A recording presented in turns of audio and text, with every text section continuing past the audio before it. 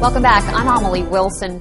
One organization is trying to shake up the education system here in Connecticut. They want to change the way schools are funded and how teachers are promoted and dismissed. They have kicked off a campaign. It is called Get Smart Connecticut.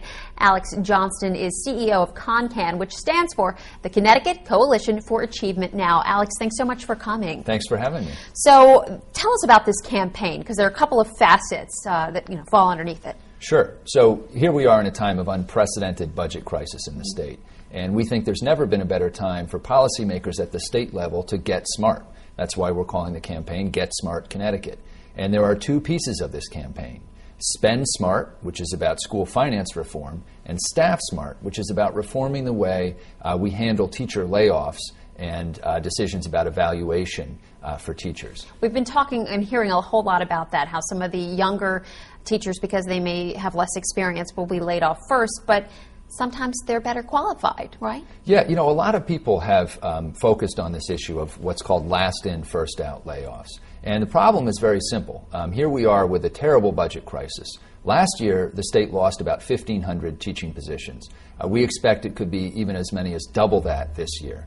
Districts are simply out of funds. They've tried everything they can, but they're now up against a wall. So lots of districts, you're going to hear in the next few days even more, because there's an April 1st deadline for layoff notices. So what do we do about this? If we simply do dismissals based solely on seniority, and in 77% of the school districts in the state, seniority is the sole or the primary factor that can be used in layoffs. Now, seniority does not directly correlate with classroom effectiveness. We've got a lot of evidence to that. So couldn't we use some other factors? Clearly, ideally, if we knew exactly which teachers were having the greatest impact with students, we would want to take that into account. Right. Problem is, we don't yet have an evaluation system in this state that everyone has confidence in sort of sorting out teachers on that basis. So we're pushing hard to get that system put in place as soon as possible. New Haven and a few other school districts are leading the way there. But meanwhile, we could use other objective factors like chronic absenteeism, specialized training, even extraordinary merit, teachers that have been recognized as Teachers of the Year. But unless we change state law, we won't be able to use any of those factors, and these dismissals will take place solely or primarily based on seniority, so we'll lose some great younger teachers who we would otherwise want to retain. Are legislators pretty receptive to your ideas? Well, we believe there are a lot of legislators who support this, but unfortunately last Friday the Education Committee had its last meeting and they declined to put forward a proposal to deal with this. Both the chairs of that committee voted against an amendment to include this kind of provision. So there's still a long way till June 8th, and lots of folks are speaking out on this issue. The Association of Boards of Education, the State Superintendents Association. I certainly don't speak for them, but they've been speaking out alongside ConnCAN and many district leaders who are very concerned that if we don't change this law, we're going to lose some excellent teachers for no good reason. What kind of advice, Alex, can you give to parents of children in the public school systems here in Connecticut? What can they do? Well, you can come to your local Board of Education meetings. Every Board of Education meets usually every other week.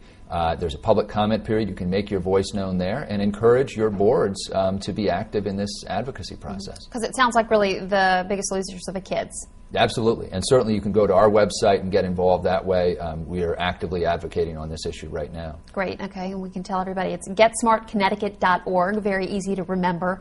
And like you said, some good advice. Just go to your local. And we've got lots of school boards here. Just show up, right? Yeah. And then the other big issue is school finance. A lot of people think in this time of crisis, the last thing we could possibly do is reopen a funding formula that looks at the distribution across 169 communities. But reality is there's never been a better time to make sure that we're spending smart, that we're actually allocating state funds to the students based on their learning needs at the public schools they actually attend. And the Appropriations Committee just had a big hearing on a bill that would do exactly that last Thursday. Well, it sounds like your organization is sticking on those legislators, and you're working as hard as you can, and we appreciate it. And thanks so much for all the helpful information. Thank you. I like that. Get Smart Connecticut. It makes sense. Thank you, Alex. Coming up.